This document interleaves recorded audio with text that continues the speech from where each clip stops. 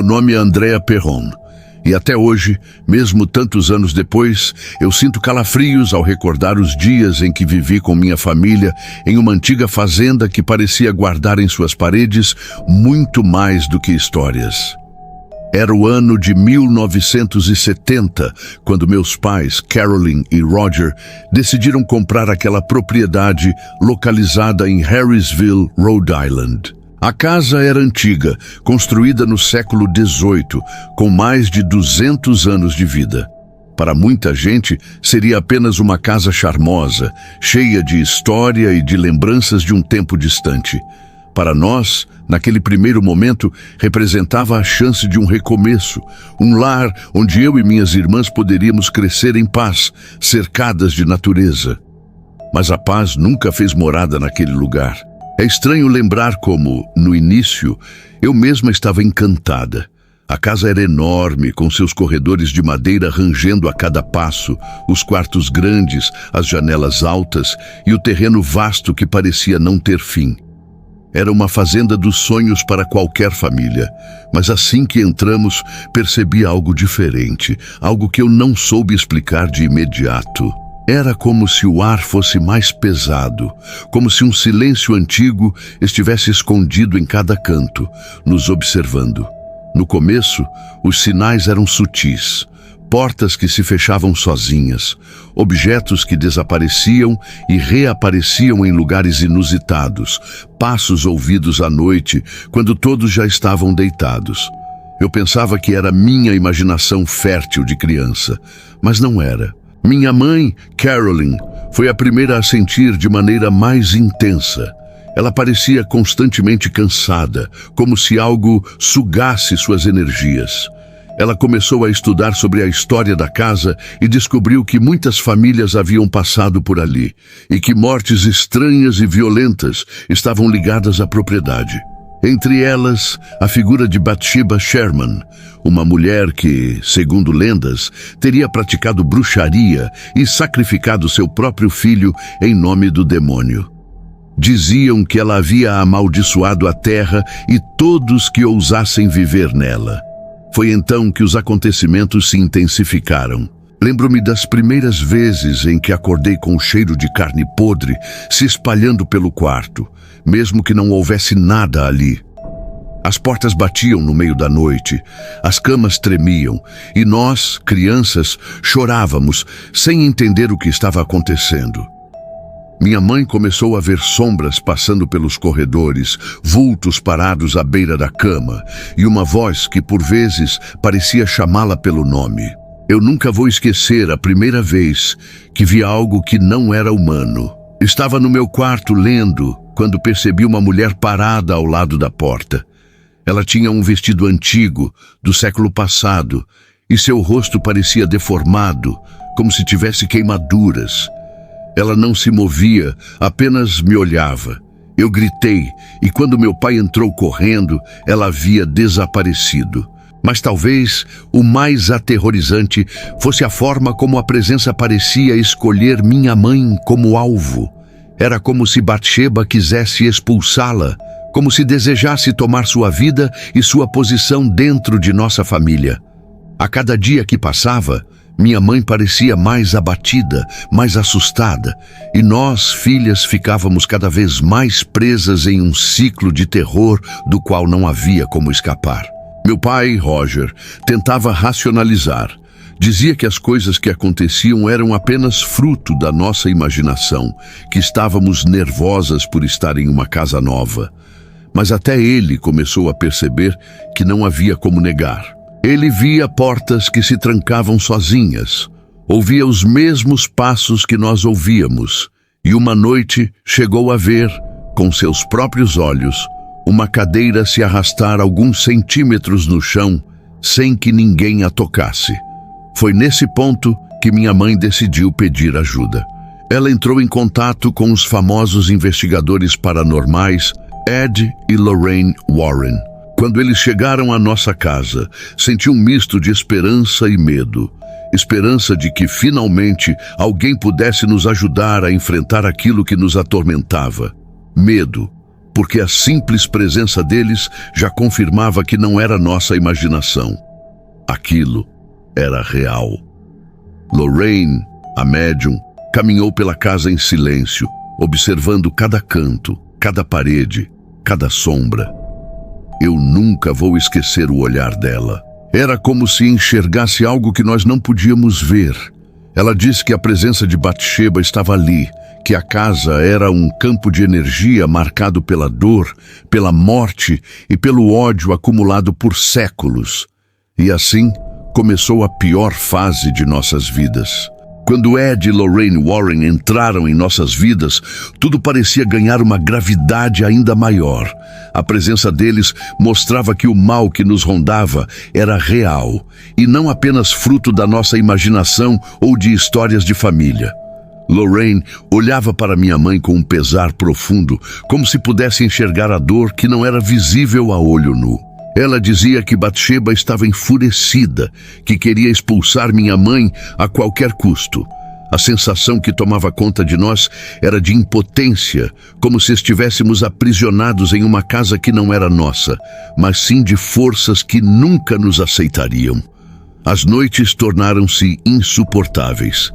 Lembro-me de estar deitada em minha cama e sentir a mão fria de algo que não era humano segurar meu tornozelo.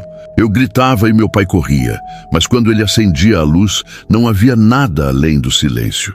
O problema é que eu não era a única. Minhas irmãs também tinham experiências semelhantes. Uma delas dizia ouvir vozes sussurrando em seus ouvidos. Outra afirmava ver um homem idoso sentado em uma cadeira no quarto, balançando-se calmamente como se fosse o dono de tudo. A mais nova, muitas vezes, acordava chorando, dizendo que uma mulher horrível a observava durante a noite. Minha mãe, no entanto, foi quem mais sofreu. Ela começou a ter visões perturbadoras, sonhos em que via corpos pendurados, sangue espalhado pelo chão e ouvia gritos que ecoavam pela casa. Durante o dia, ela parecia ausente, como se algo tomasse conta dela pouco a pouco. Houve dias em que sua pele ficava marcada com arranhões, como se unhas invisíveis a atacassem enquanto dormia. Outras vezes, ela dizia sentir uma dor no pescoço, como se alguém estivesse tentando enforcá-la. Uma das lembranças mais marcantes foi quando a vi parada diante do espelho. Ela se encarava fixamente, como se conversasse com outra versão de si mesma. Seu reflexo parecia mais sombrio, mais envelhecido, e por um instante juro que vi o rosto de outra mulher refletido ali, com olhos de puro ódio. Eu sabia que não era apenas minha mãe olhando para si mesma. Era Batsheba olhando através dela. Ed e Lorraine tentaram nos orientar, dizendo que deveríamos evitar provocar a entidade, que deveríamos manter orações constantes e nos apegar à fé. Mas a cada dia, parecia que nossas preces não eram ouvidas. Era como se a casa estivesse mergulhada em um vazio, um lugar em que a luz de Deus não conseguia penetrar. Houve uma noite em especial que ficou marcada para sempre em minha mente. Estávamos todos reunidos na sala, quando de repente um vento gelado atravessou a casa. As portas se abriram violentamente e um estrondo ecoou pelo teto, como se algo pesado tivesse caído sobre nós. As luzes piscaram e naquele instante vimos uma sombra escura atravessar o cômodo e desaparecer pelas escadas. Minha mãe caiu no chão, desmaiada. E quando a levantamos, seu corpo estava rígido, frio, como se tivesse sido sugado por uma força invisível. Foi nesse ponto que Ed decidiu que precisávamos de algo mais forte, um exorcismo ou uma sessão de limpeza espiritual. Lorraine hesitava, pois dizia que a entidade era extremamente perigosa e que qualquer tentativa de expulsá-la poderia se voltar contra nós. Mesmo assim, a sessão foi marcada. Aquela noite foi a mais aterrorizante de todas. O ritual começou com orações e cânticos, mas logo a atmosfera da casa mudou. O ar tornou-se sufocante, os móveis tremeram e sons de vozes múltiplas começaram a surgir do nada. Minha mãe foi tomada por uma força incontrolável. Seus olhos se reviraram, sua voz mudou, tornando-se mais grave e distorcida. Ela gritava palavras que não entendíamos, amaldiçoava todos nós e ria de maneira diabólica. Eu me lembro de segurar minhas irmãs, tentando proteger as mais novas, enquanto chorávamos sem parar. Em determinado momento, o corpo de minha mãe foi lançado contra a parede com uma violência impossível de ser explicada. Vi seu corpo levantar do chão, como se algo invisível a puxasse para o alto. Lorraine gritava, pedindo para que continuassem as orações, enquanto Ed tentava manter a calma e o controle da situação. A sensação era de que a própria casa estava viva, que as paredes nos cercavam, vibrando com ódio. Depois de horas de puro desespero, tudo cessou de repente. Minha mãe caiu no chão, exausta, inconsciente, mas ainda respirando. A casa voltou ao silêncio. Um silêncio ensurdecedor que parecia zombar de nós. Sabíamos que não havia acabado. Aquilo não era uma vitória, apenas uma pausa. Nos dias que se seguiram, minha mãe parecia frágil, como se parte dela tivesse sido levada. Ela estava pálida, debilitada, e sua alma parecia marcada para sempre. Os Warren nos aconselharam a deixar a casa, mas como poderíamos? Aquela era nossa casa, nosso investimento, nosso lar. Meu pai relutava, ainda acreditando que poderíamos encontrar uma forma de viver ali. Mas nós, filhas, sabíamos que jamais seríamos livres naquele lugar. O tempo passou, mas os fenômenos nunca cessaram totalmente. Houve noites em que ainda víamos sombras vagando pelos corredores. Dias em que objetos voavam diante de nossos olhos. E sempre a sensação de que estávamos sendo observados, como presas dentro da armadilha de um predador invisível. E assim, mesmo depois da tentativa de exorcismo, a vida continuou naquele ciclo de terror e resignação. Depois daquela noite em que minha mãe foi violentamente atacada durante o ritual, algo dentro de mim mudou para sempre. Eu tinha a sensação de que aquela casa não queria apenas nos assustar, mas sim destruir cada um de nós, começando por ela. A presença de Batsheba, ou o que quer que fosse, parecia nutrir-se de nossa dor, alimentando-se de nossos medos. Quanto mais sofríamos, mais forte ela se tornava. Minha mãe nunca voltou a ser a mesma. Ela ainda era a mulher que nos abraçava e tentava nos proteger. Mas em seus olhos havia um vazio, como se parte dela tivesse sido arrancada naquela noite. Muitas vezes eu a via perdida em pensamentos, olhando para o nada, como se ainda escutasse aquela voz sombria que a atormentava. Minha relação com ela se tornou de cuidado e compaixão, pois eu sabia que, no fundo, ela continuava travando uma batalha interna que ninguém podia vencer por ela. A casa, por sua vez, não nos dava trégua. Às vezes, parecia querer nos enganar, como se tudo estivesse normal. Havia dias em que o sol entrava pelas janelas e podíamos ouvir apenas os sons comuns da vida em família. Mas bastava a noite cair para que o pesadelo retornasse. Passos no sótão, portas batendo sozinhas, vozes sussurrando palavras que não entendíamos. Eu me acostumei a dormir com medo, a nunca descansar de verdade. O que mais me atormentava era a ideia de que estávamos presos. Meu pai, apesar de tudo, não queria abandonar a casa. Ele havia colocado todas as economias ali e acreditava que fugir significaria admitir derrota.